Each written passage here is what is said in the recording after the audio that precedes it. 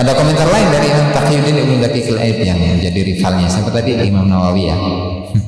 Wallahi ma ra'aitu a'rafa billahi min Abil Hasan Asy-Syadzili. Demi Allah, saya tidak melihat seseorang yang paling ma'rifat kepada Allah Subhanahu wa taala selain Syekh Abil Hasan Asy-Syadzili. Maksudnya di masanya beliaulah orang yang paling ma'rifat kepada Allah Subhanahu wa taala. Ini penyaksian dari seorang ulama syariat. Karena Imam Taqiyuddin Ibnu Daqiq al-Aid ini adalah seorang ulama ahli fikih, seorang ulama ahli hadis yang punya satu kitab namanya apa tuh? Syarah Umdatul Ahkam, tuh Al-Ihkam, Syarah Umdatul Ahkam. Itu sangat luar biasa kitabnya, itu ada 2 jilid. Istimbat-istimbatnya itu luar biasa sehingga beliau itu juga mengikuti 2 mazhab, Maliki, Syafi'i, ya kan? Makanya para ulama berbeda pendapat mengenai mazhab yang beliau ikuti itu apa, apakah mazhab Syafi'i atau Maliki. Yang pada intinya kalau dilihat dari kitab-kitabnya ya beliau seakan-akan punya mazhab sendiri karena punya pilihan sendiri itu ya. Nah, jadi pemahaman tentang Allah Subhanahu wa taala itu biasanya hal inilah yang biasa dibawa oleh para wali. Para wali Allah Subhanahu wa taala ya, itu hal yang paling suka mereka bicarakan itu apa? Tentang Allah. Ya, bahwa Allah itu kekasih sayang. Allah itu tidak suka dengan seseorang yang mencintai dunia. Ya, Allah Subhanahu wa taala itu hal yang paling dia suka adalah kayak gini. Yang beliau tidak suka itu, yang Allah tidak suka itu kayak gini itu. Jadi barometernya itu bukan karomah, bukan kesaktian, bukan hal yang khawariqul ada, bukan, tapi barometernya kekasih Allah Subhanahu wa taala itu hal ini, al-fahmu anillah, pemahaman tentang Allah Subhanahu wa taala.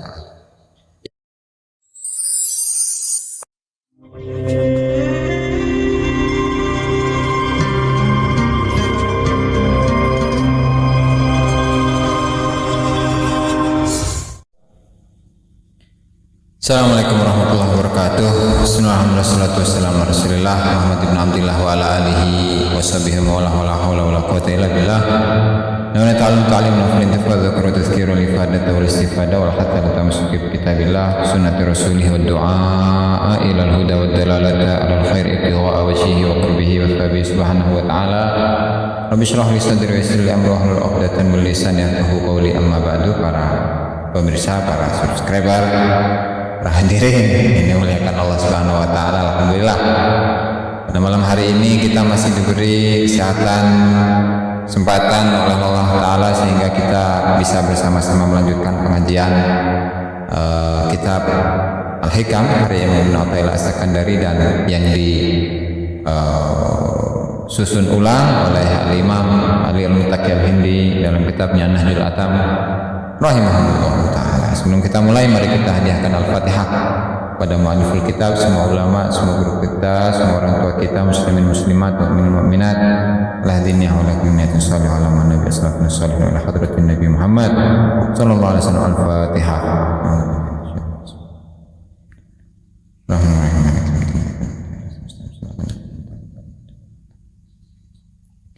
Walal musannifu rahimahullahu ta'ala Syekh Ibnu Athaillah As-Sakandari kitabihi Al-Hikam ila an qala al-haqa'iqu taridu fi halit tajalli mujmalatan wa ba'dal wa'yi yakunul bayan fa idza qara'nahu fattabi' Qur'an. Babu al-wirdi wal warid ila an qala al-haqa'iqu utai pira-pira hakikat. Al-haqaiqu utai pira-pira hakikat fi taridu iku teko apa haqaiq fi halit tajalli ing dalam tingkah tajalli mujmalatan hale mujmal global wa ba'dal wa'yi lan ing dalam sause ngerti terus sadar yakunu ono apa al-bayan penjelasan. Fa idza qara'nahu mongko nalikane maca sapa kita ing Al-Qur'an fattabi' mongko ngikuti sapa sira Qur'anahu ing bacaane Allah. Tsumma inna alaina bayana tsumma nuli inna alaina temen setuhune alaina iku tetep ing atase kita bayanahu utawi penjelasane Qur'an. Alhamdulillah pada pertemuan malam ini materinya cukup menegangkan. Kenapa? Karena yang dibahas itu hakikat-hakikat di mana Imam Ibnu Athaillah As-Sakandari mengatakan al-haqaiqu taridu fi hali tajalli mujmalatan.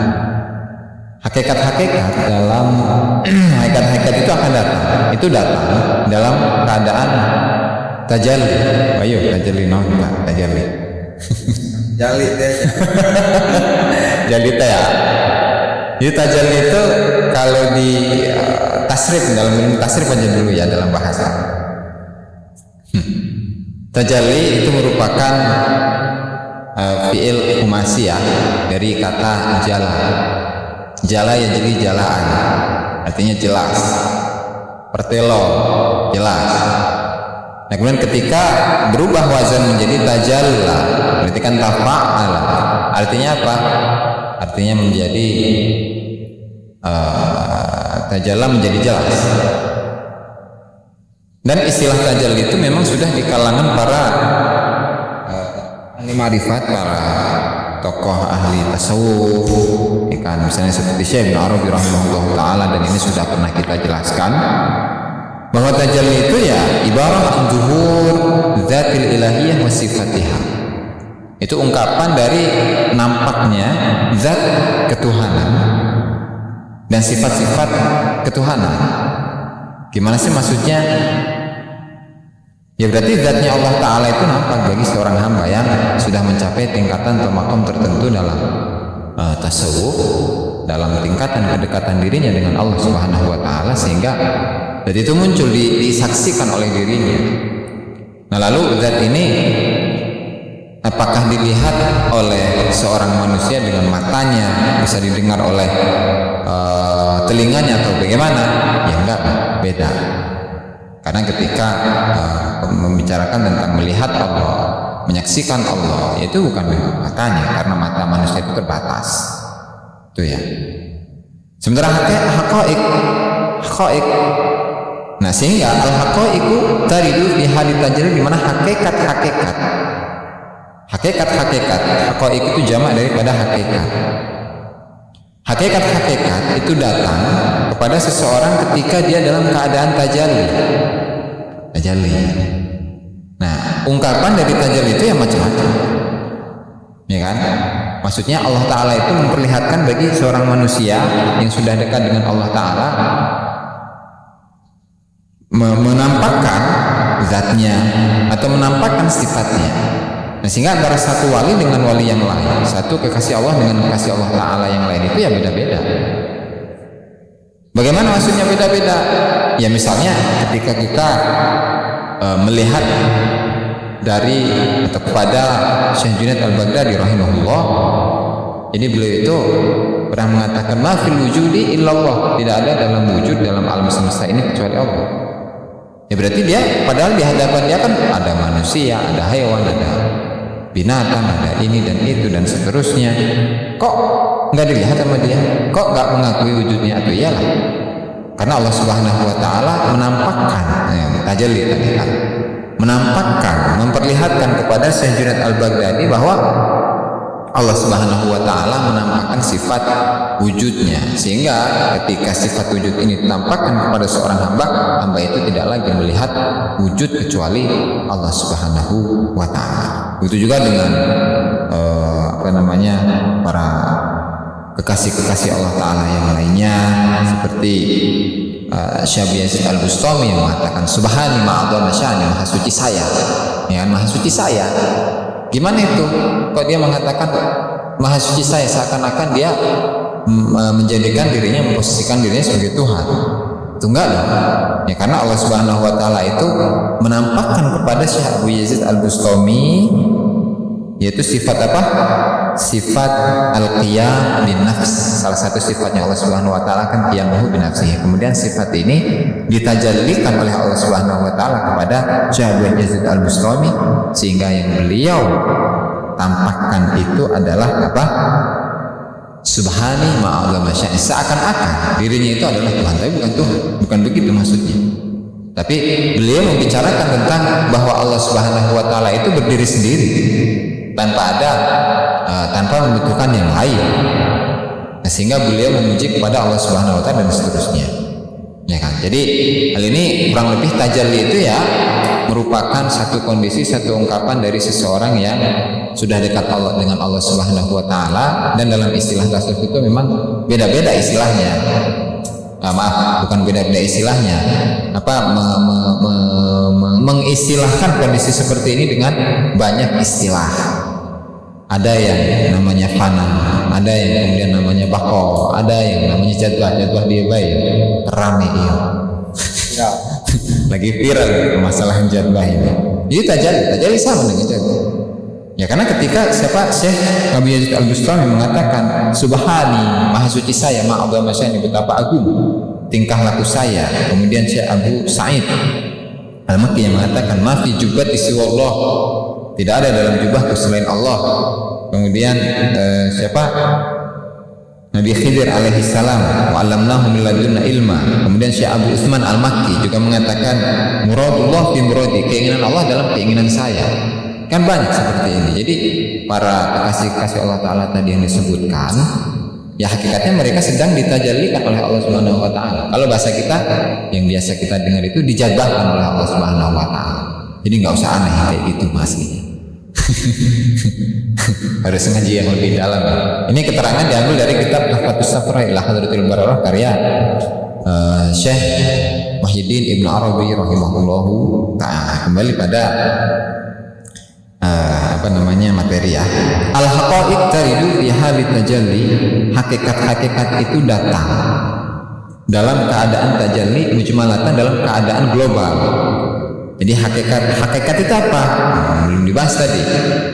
Imam Ibnu Ajibah rahimahullah beliau menafsirkannya dengan mayaridu ala qalbil arif, adalah sesuatu yang datang di dalam hati seorang yang ma'rifat, seorang yang kenal, seorang yang dekat dengan Allah Ta'ala.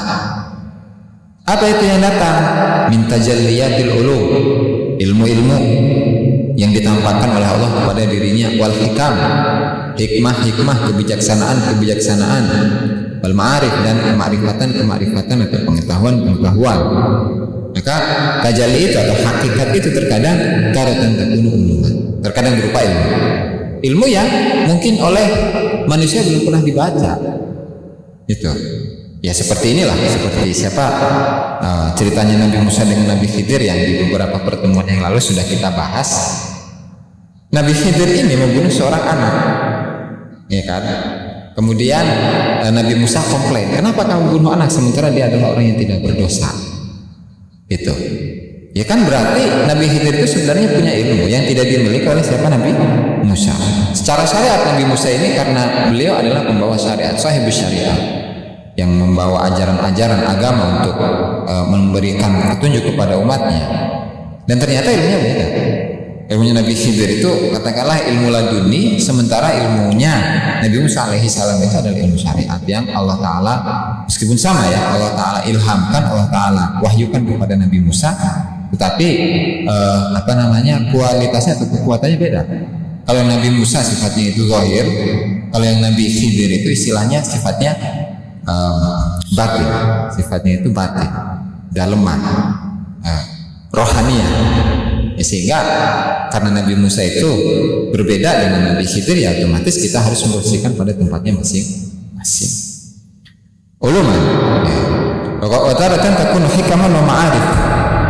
Terkadang hakikat-hakikat itu berupa hikmah-hikmah, jadi kebijaksanaan wa ma'arif, dan kemarifatan. Ya pengetahuan. Dua. Ketiga, wataratan takunu kasyfan bi ghaibin. Nah, kasyaf, masalah kasyaf. Dan terkadang hakikat itu berupa kasyaf, mukasyafa, penyingkapan bi ghaibin, tentang hal yang ghaib.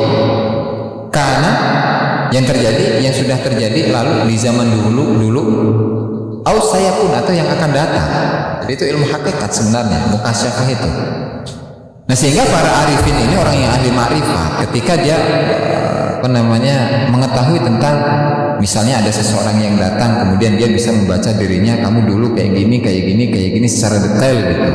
Itu adalah ilmu hakikat. Tuh. Atau sebaliknya, ausayakun, satu hal yang gaib yang tidak kelihatan dan yang akan datang, misalnya apa? Nanti akan ada terjadi tsunami. Nggak lama lagi, ternyata setelah setahun 2 tahun ada tsunami misalnya.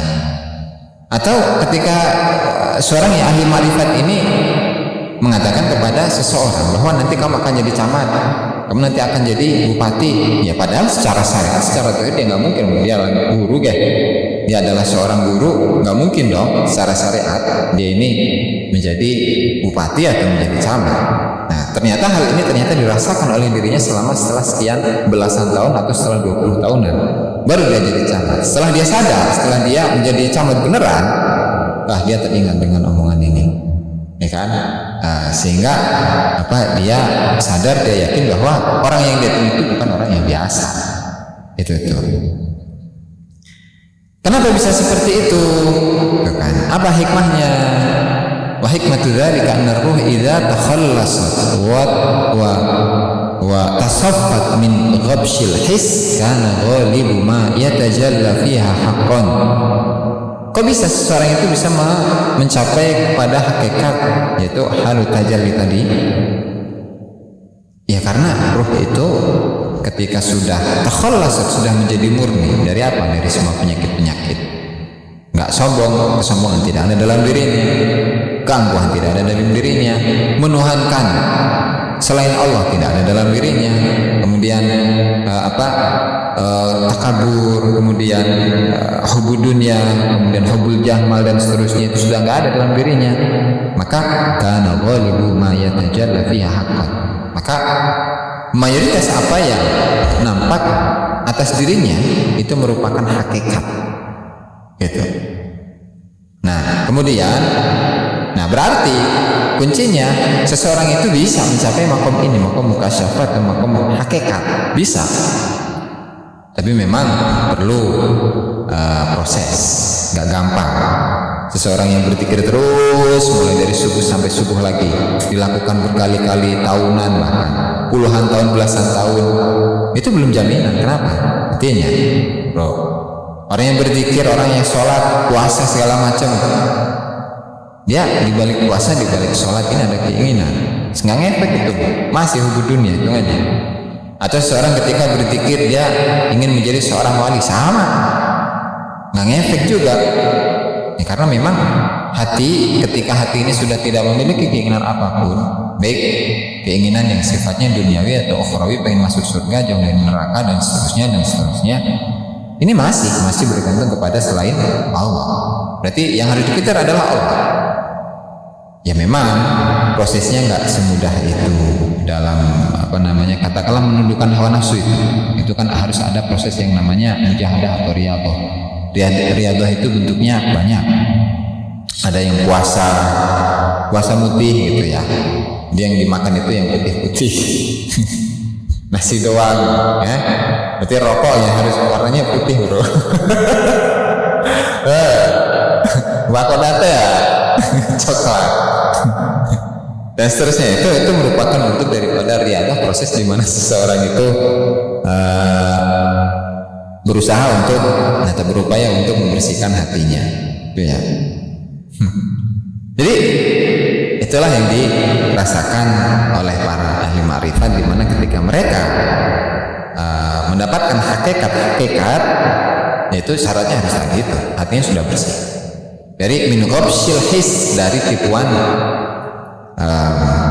indra, panca indra, mata, pendengaran, kulit, kemudian apa lagi?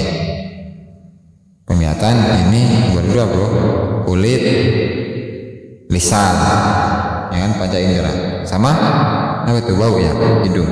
His maksudnya yang di indra, yang bisa dirasakan oleh dirinya, oleh anggota badannya, apapun itu.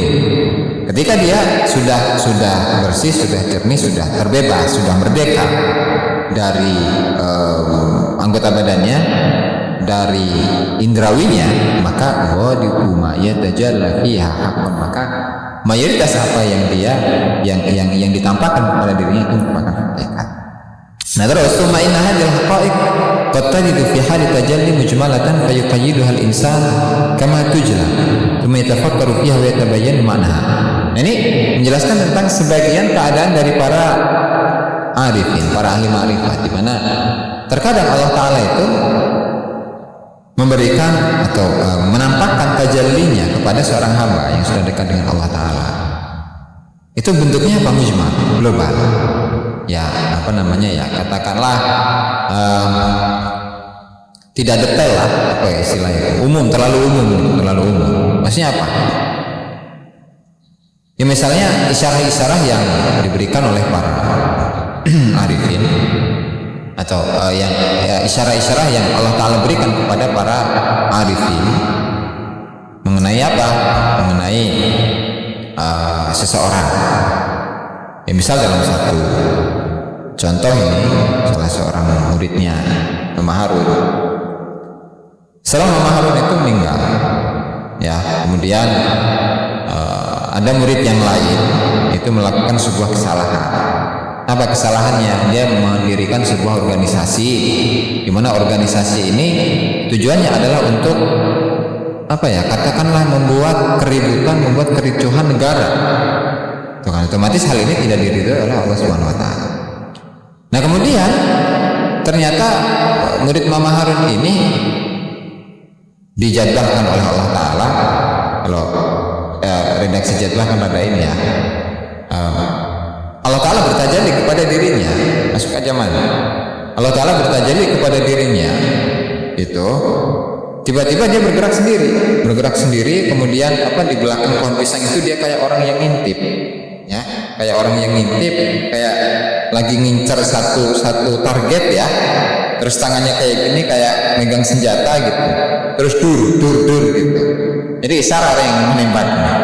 Ada yang kayak gitu. Dia nggak ngerti, karena dia digerakkan oleh Allah Subhanahu Wa Taala, dan bentuk isyarahnya ini kan mujmal, global. Dia sendiri tuh nggak ngerti, padahal Allah Taala memberikan isyarat kepada dirinya.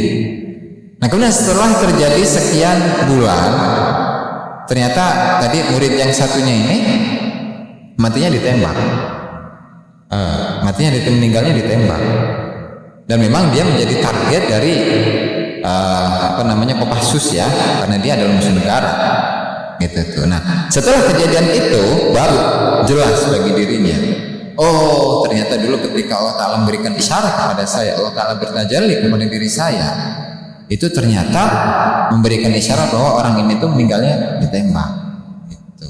Jadi sudah diintai selama beberapa lama, baru kemudian dia itu kejadian itu terjadi gitu bro. Nah jadi ini adalah contoh daripada hikmah ini, al-haqa'iq taridu fi hali tajalli mujmalatan.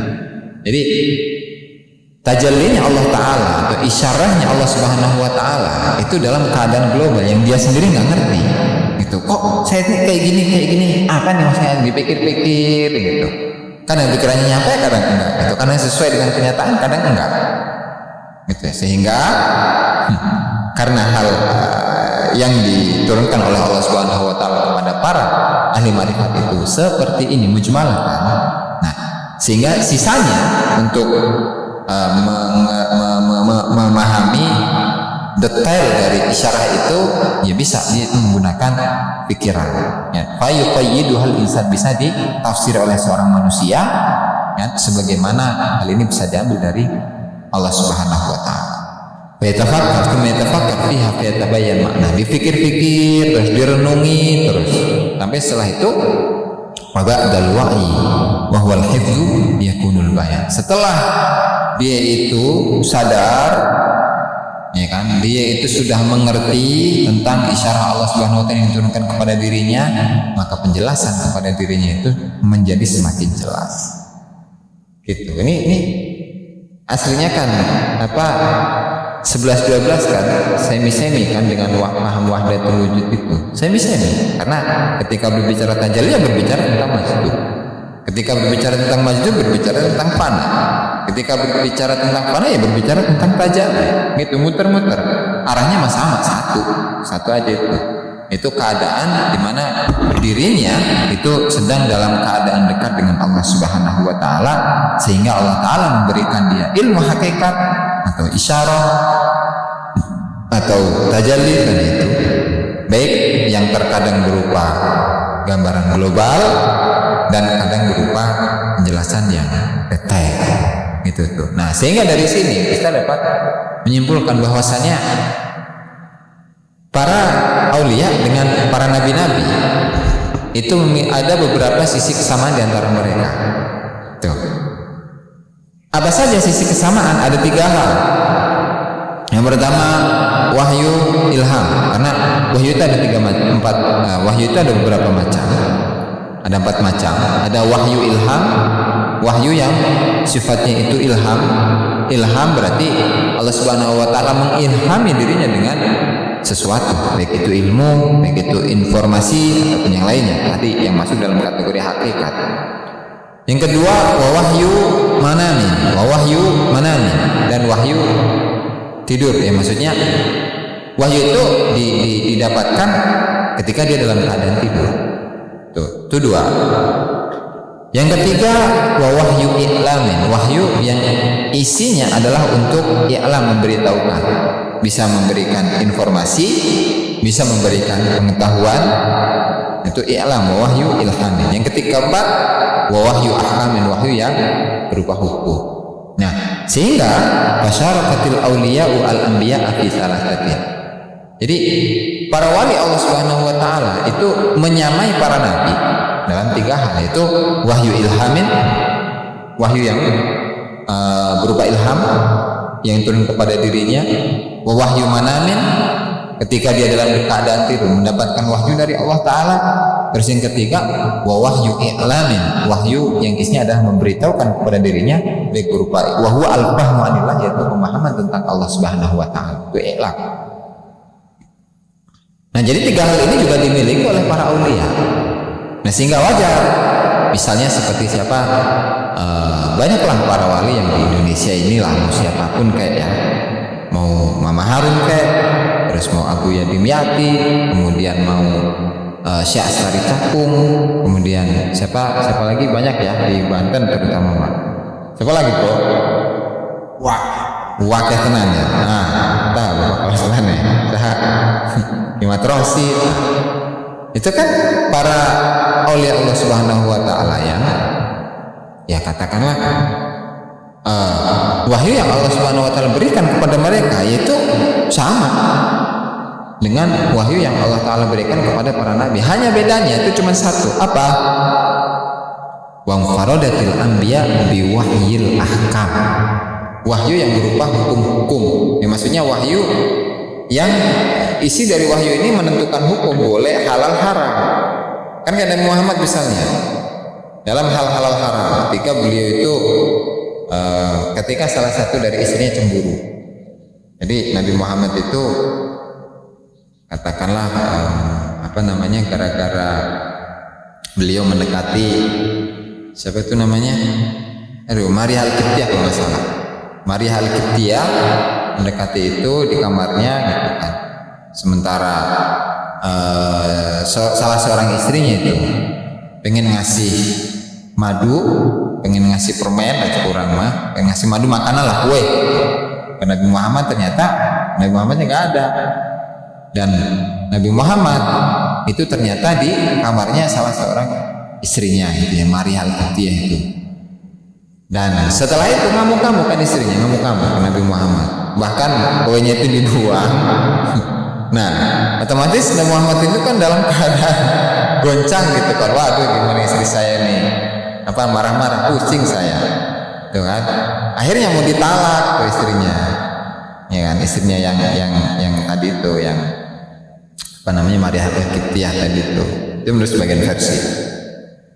Dan setelah itu Rasulullah bilang kepada istrinya yang cemburu tadi itu. Nah, setelah itu Allah Subhanahu wa taala tidak ridho. Kenapa? Ya karena gara-gara gara-gara kecemburuan ini jadi korban gitu. Sehingga setelah itu menentukan bahwasanya hukum talak tuh kayak gini. Yang boleh kayak gini, yang nggak boleh kayak gini. Sebabnya yang bisa diterima dalam syariat itu kayak gini, yang nggak boleh yang nggak bisa diterima dalam syariat itu seperti ini. Nah itu kan Nabi.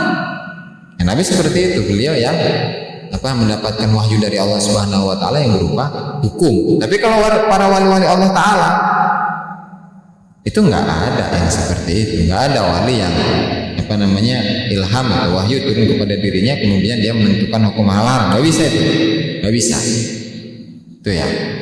Nah, sehingga karena para wali Allah Ta'ala itu kedudukannya sama dengan para nabi, kecuali dalam hal ihkam tadi menetapkan hukum, ya otomatis para wali ini bisa dong menerima karomah yang menyamai mukjizatnya para nabi. Syabdul Qadir contohnya, beliau bisa menghidupkan orang yang meninggal, kan sama dengan Nabi Musa, dengan Nabi Isa, ya kan?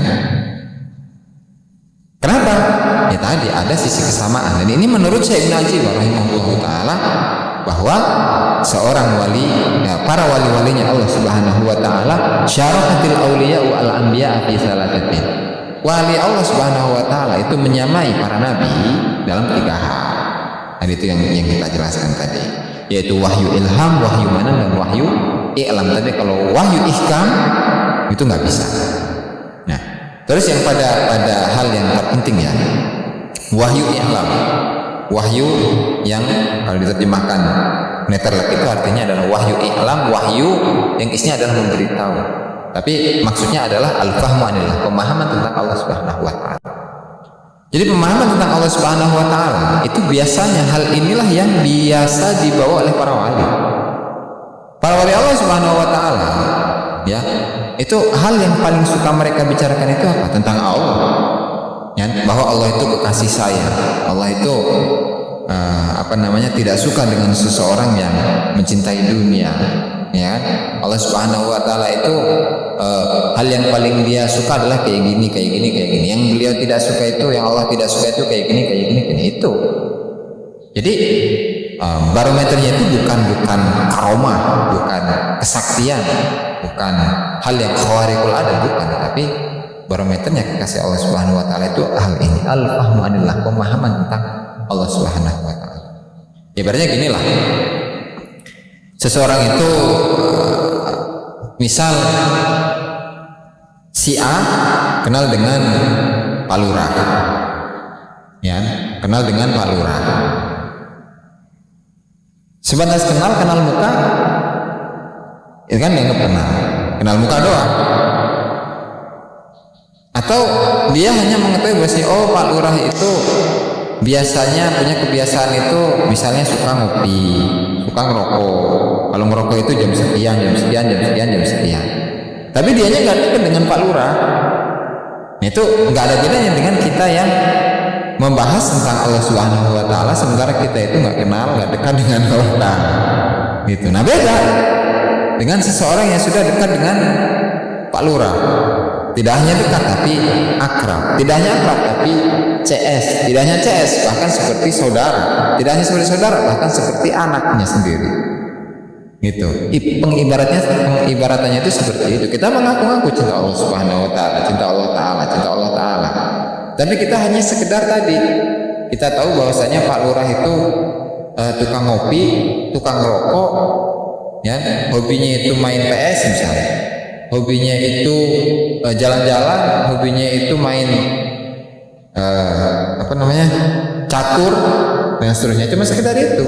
Nah, jangan sampai kita itu menjadi orang yang hanya sekedar tahu tentang Allah Subhanahu wa taala, tetapi kita berdoa dan berupaya agar kita itu bisa dekat, bisa cinta, bisa kenal, ya, bisa akrab dengan Allah Subhanahu wa taala. Itu kurang lebih ininya seperti itu ya.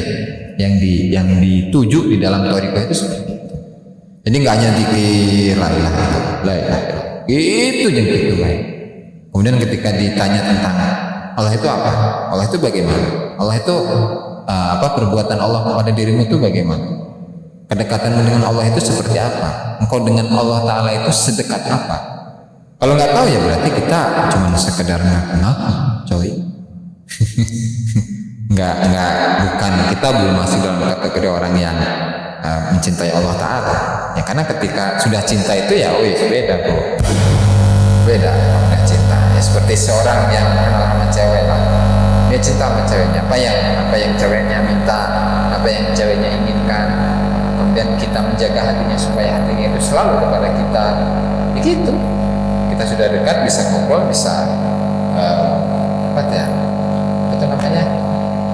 bisa biasanya kalau curhat, bisa curhat dan seterusnya. Itu kan kedekatan manusia dengan manusia. Nah, kalau kedekatan Allah dengan manusia dengan Allah Subhanahu Wa Taala, kalau udah seperti itu udah wali namanya. Karena seorang wali orang yang cinta Allah. Sesimpel itu aslinya, sesimpel itu. Dia memahami tentang Allah, dekat dengan Allah Ta'ala, dan biasanya Allah Subhanahu Wa Ta'ala itu memberikan isyarat-isyarat kepada dirinya, bertajalli kepada dirinya sesuai yang Allah Subhanahu Wa Ta'ala inginkan. Nah, sebagai contoh, ini dari kitab ini sendiri, kitab Iqadul Himam ini ya, syarah hikam. Contoh bahwa beliau ini sendiri ketika menulis itu berdasarkan ilham. Keren ya kitabnya, berdasarkan atas ilham. Nah, beliau sendiri yang mengungkapkan, saya bacakan redaksinya. Wa jullu hadha syarh alladhi nuqayyiduhu innama hiya mawahib. Mayoritas syarah ini yang saya tulis itu adalah mawahib, karunia-karunia Allah Ta'ala, atau bahasa lainnya itu ya tadi ilmu laduni lah, ilmu laduni dari Allah Ta'ala. Kenapa bisa seperti itu? Li'anni aktubul hikmata wala adri ma aktub. Ya, karena ketika saya menulis satu hikmah ini dari hikamnya Syekh Ibnu Athaillah, misalnya seperti al-haqaiq taridu al-haqaiq taridu fi halit tajalli mujmalatan. Nah, terus beliau itu menulis dengan sendirinya gitu. Wala adri ma aktub, dan yang saya tulis itu nggak tahu apa. Fa'aqifu muftakiran ila ma indillah. Kemudian saya berhenti mengharapkan, membutuhkan ya kepada apa yang ada di dalam, apa yang ada di sisi Allah Subhanahu Wa Ta'ala. Sehingga fa'idha warada syai'un min indillahi katabtuhu awalan. Ketika sudah ada di datang warid, datang tadi haqaiq dari atau tajalli-nya Allah Subhanahu Wa Ta'ala, beliau tulis. Dari syai'un min indillah katabtuhu, harus ditulis dulu. Katakanlah di buku coretan gitulah, ditulis dulu dari katakanlah ilham, tajalli, haqaiq dari Allah Ta'ala, hakikat dari Allah Ta'ala. Terus setelah itu cuma anzuru fi kutubil qaum, kemudian saya telah di kitab-kitab para ulama ahli tasawuf, entah itu Ihya misalnya, entah itu Futuhat Makkiyah, syarah-syarah hikam yang lainnya dan seterusnya. Anzuru fi kutubil qaum in wajadtu naqlan ghariban muwafiqan lima afadallahu alayya katabtu. Ketika sesuai dengan kutipan para ulama terdahulu, para ulama ahli tasawuf terdahulu, saya tulis katabtu. Wa illa, kalau nggak nemu ya udah taraktuhu wa qataitu bima atallah. Ya udah saya biarkan, dan saya merasa cukup dengan apa yang Allah Ta'ala berikan kepada diri saya. Wa katsirun ma naktubul kalam thumma nutailuhu wa nastagribu anni katabtuhu aw sadara min. Dan seringkali saya menulis satu tulisan, banyak tulisan, kemudian saya mentelaah tulisan itu, dan ternyata setelah saya baca saya merasa aneh, kok bisa ya saya tulis kayak gini sendiri ya. Dan semuanya adalah wadzalika kulluhu bi barakati suhbati asyakhina. Semuanya ini berasalkan dari keberkahan karena beliau berguru dengan para masyayikh, para aulia, dan guru-guru beliau ya wali-wali, sehingga beliau ketularan rasanya. Nah, makanya gaulnya dengan para wali bro, dengan sama goncingan. Tapi ya nggak boleh inilah, nggak boleh kita merendahkan orang lain, menganggap orang lain itu hina, nggak boleh, karena semuanya sama. Dia manusia, kita manusia. Dia hamba Allah, kita hamba Allah. Bahkan ketika kita itu merasa diri kita lebih suci, paling benar, lebih berilmu, atau lebih mulia mulia daripada mereka. Ya hakikatnya kita ini menuhankan diri kita secara tidak sadar. Ini dalam firman Allah Ta'ala, afara'aita man ittakhadha ilahahu hawa, tidakkah engkau lihat seseorang yang menjadikan hawa nafsu, menjadikan dirinya sebagai Tuhan? Kok bisa? Ya, ketika saya merasa benar kemudian saya menyalah-nyalahkan orang lain, saya punya pemahaman, kemudian saya ini menganggap orang lain itu salah dan orang lain itu harus mengikuti diri saya, itu kan sama seperti dia menjadikan dirinya sebagai Tuhan, secara tidak sadar. Nah makanya masih lanjutan tadi. Jadi Syekh Ibnu Ajibah rahimahullah ta'ala tadi kan menulis kitab ini, menulis syarah ini. Beliau menulis tapi nggak ngerti apa maksudnya. Beliau menulis tapi nggak tahu apa yang beliau tulis. Bukan berarti nggak ngerti apa yang dia tulis, tapi kok bisa saya ini bisa menulis seperti ini. Nah dulu kata beliau bercerita sendiri. Walaqad kuntu fi halir riyadh wal mujahadah. Dulu ketika beliau masih riyadh, masih mujahadah. Jadi riyadh kan tadi proses untuk membersihkan jiwa, untuk bermujahadah. Nah, in aradtu an atakallama fi tafsir, ketika saya ingin membahas, mengkaji tentang tafsir atau selain tafsir, nasra' fil kalam thumma nagib. Ya pokok kita mulai aja gitu. Misalnya sebuah ayat bismillahirrahmanirrahim pengen ditafsirkan, ya pokok baca bismillahirrahmanirrahim dulu. Bismi alba'u harfu jarin, ismi majrurun bil ba. Terus setelah itu ya Allah Subhanahu wa ta'ala dia dalam keadaan ghaibah, dalam keadaan tadi tajalli kepada Allah Subhanahu wa ta'ala. Fa kuntu nusinu bil kalam yakhruju minni min ghairi khijarin ka'annahu sahab. Kemudian beliau itu bisa pintar ngomong gitu tuh untuk mengajar santri-santrinya, untuk mengajar murid-muridnya. Jadi ucapannya itu begitu luar biasa bagusnya. Materi yang dikeluarkan itu betapa luar biasanya, kandungan-kandungan ilmunya, kandungan-kandungan hikmahnya. Sementara itu min ghairi ikhtiyarin, bukan dari kontrol dirinya sendiri, bukan dari ikhtiarnya sendiri, bukan dari upayanya beliau sendiri. Jadi diumpamakan seperti ka'annahu sahab, seakan-akan pengetahuan itu berupa awan, sehingga fatwas duru minni ulumun wa hikamun, sampai banyak ilmu-ilmu, banyak pengetahuan, banyak hikmah-hikmah yang muncul dalam diri saya. Itu kan luar biasa berarti Syekh Ibnu Ajibah rahimahullah ta'ala. Jadi sebenarnya ini masih belum lama ini, 1266. Jadi di generasinya Syekh Ibrahim Al-Bajuri 1266. Jadi satu generasi sebelum Syekh Nawawi. Kalau Syekh Nawawi kan meninggalnya 1314. Ini meninggalnya 1266. Jadi masih dalam generasinya gurunya Syekh Nawawi. Kan gurunya Syekh Nawawi ada beberapa tuh ya. Untuk khususnya di Arab ada Syekh Ahmad Zaini Dahlan, Said Ahmad Zaini Dahlan. Kemudian ada Syekh siapa tuh? Syekh Ahmad Zaini Dahlan, kemudian berkiamat. Syekh Ahmad Zaini Dahlan, ya pokoknya itulah guru terbesar. Syekh Ibrahim Al-Bajuri. Nah, itu satu generasi dengan beliau, dan ini sama satu generasi dengan beliau. Tapi hebat, luar biasa. Oke. Hal ini juga terjadi pada para aulia-aulia yang sebelumnya, ya, di mana misalnya seperti Syekh Abdul Hasan Asy'adili rahimahullah taala. Beliau pada suatu hari ketika beliau ceramah, jadi isi dari ceramahnya itu tidak diprogram dulu, tidak disusun dulu, tapi ya begitu aja langsung ketika Bismillahirrahmanirrahim terus membahas satu hadis, langsung pembahasannya kemana-mana uraiannya. Makanya idza satraqa fil kalam wa qadat alaihi al-ulum yaqul hal la rajulun yuqayyidu anna hadhihi al-asrar. Ketika saya bicara itu harus ditulis. Supaya apa? Supaya saya itu bisa mengingat lagi nih apa yang saya sampaikan, sehingga ketika saya sudah mengingat apa yang disampaikan, nah saya akan menguraikan kepada kalian dengan bahasa yang lebih mudah, lebih ringan, lebih mudah dipahami. Tuh.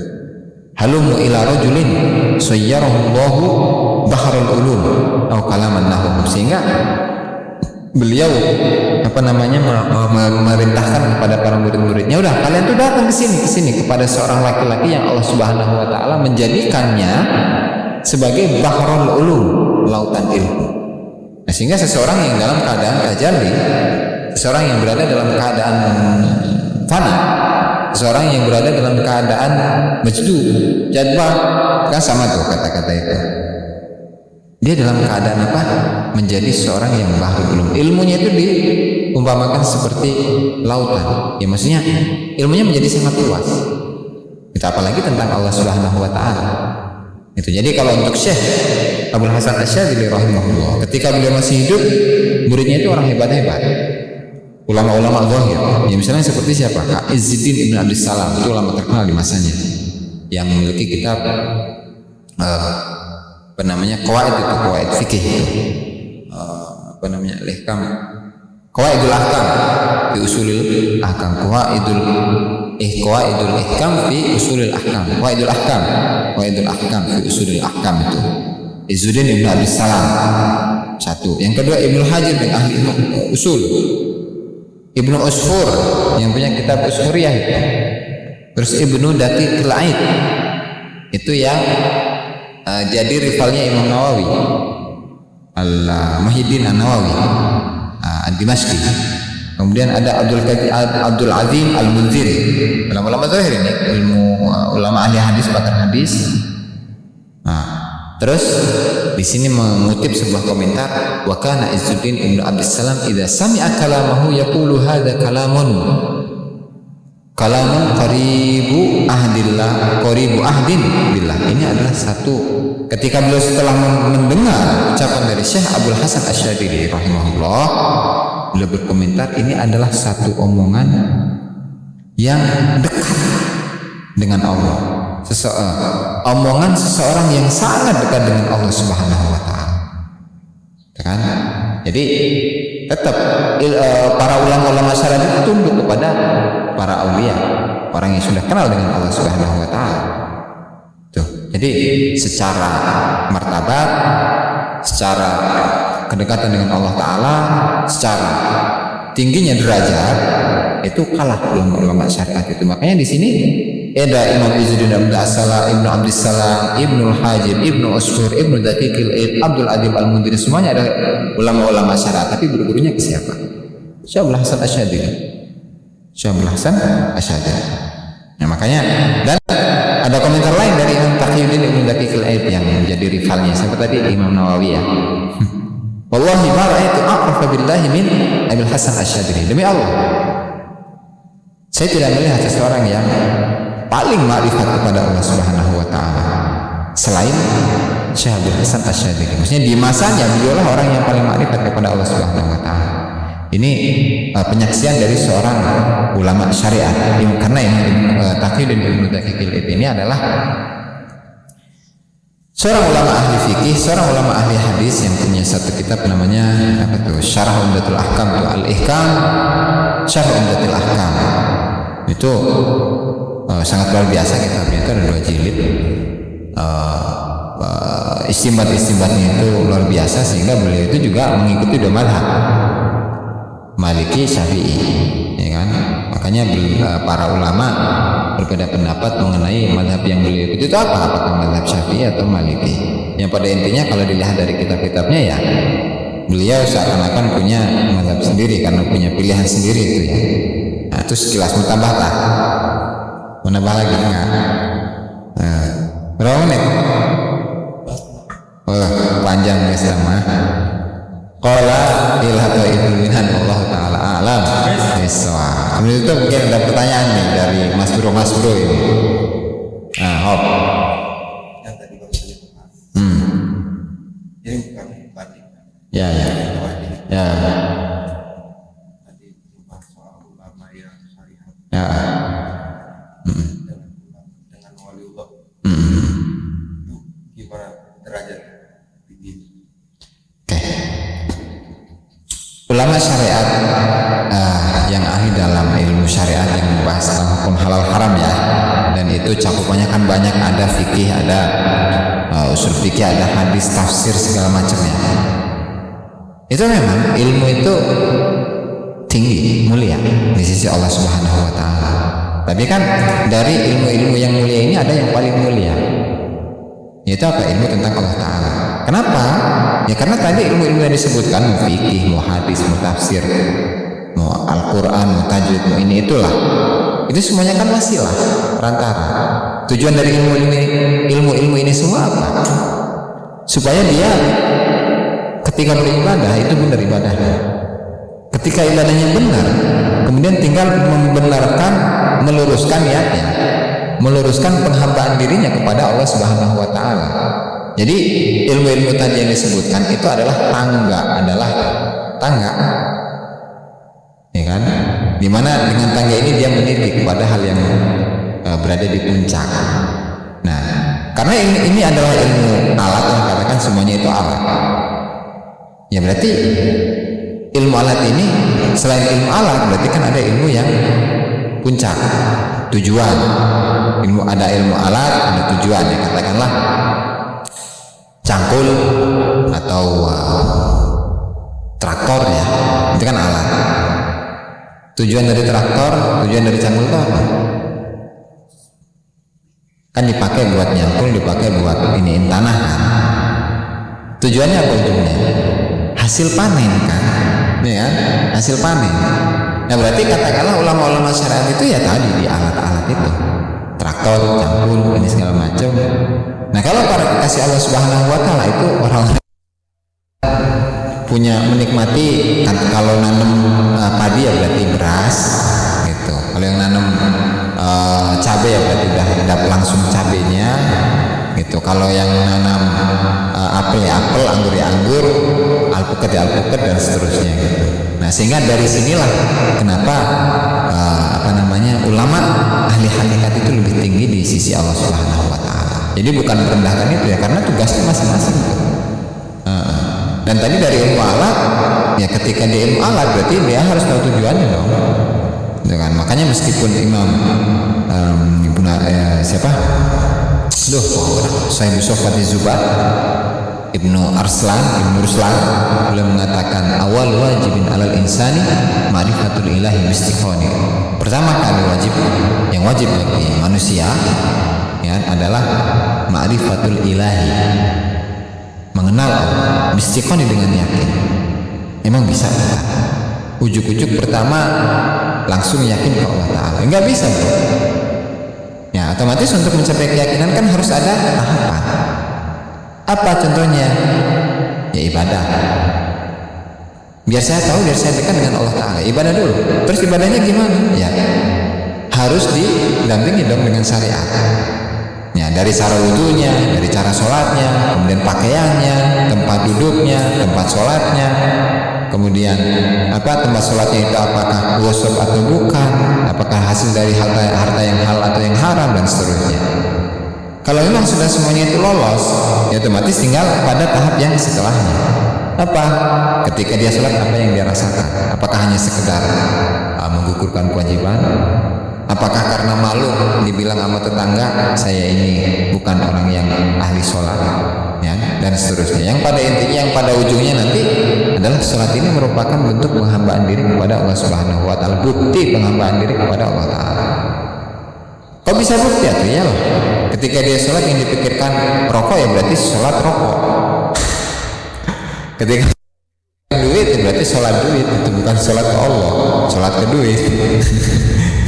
Nah, dari sisi itulah kenapa ulama ahli hakikat, ahli ma'rifat itu lebih mulia di hadapan Allah Ta'ala. Syariat. Ada yang lain? Mas bro. So,